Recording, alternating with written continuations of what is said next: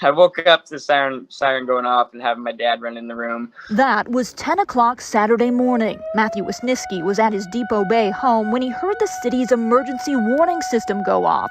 He says he thought it said to evacuate to higher ground. We started packing our bags, packed my dog, packed my dad. He and his family headed up to the tsunami evacuation zone, and they weren't the only ones.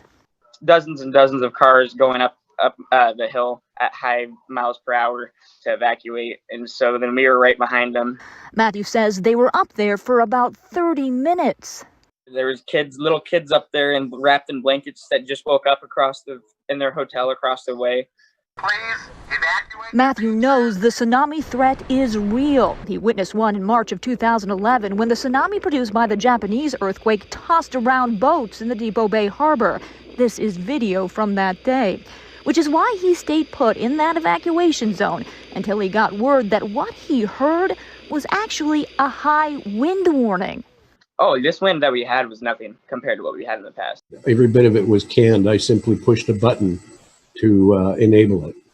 Depoe Bay Mayor Robert Gambino made the call to sound the city's emergency warning system. The coast is no stranger to high wind events. Why this time? Because of the presumed speed or miles per hour of the wind possibility. First report I had read said 75 or above miles per hour. We have not had a wind event that high that I can recall since we had the system put in.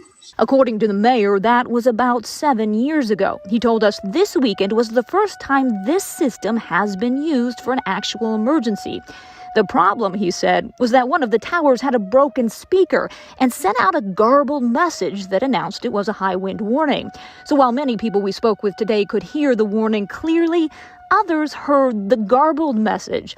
The Depoe Bay Fire District was in turn flooded with calls of concern and panic as it shared in a social media post. Mayor Gambino says the faulty tower is scheduled to be repaired within a matter of weeks. As for this weekend, Matthew says at the very least, he learned a lesson. None of us were really prepared for a tsunami, so it was kind of a blessing in disguise, but then again, it was really a big scare for all of us. Keely Chalmers, KGW News.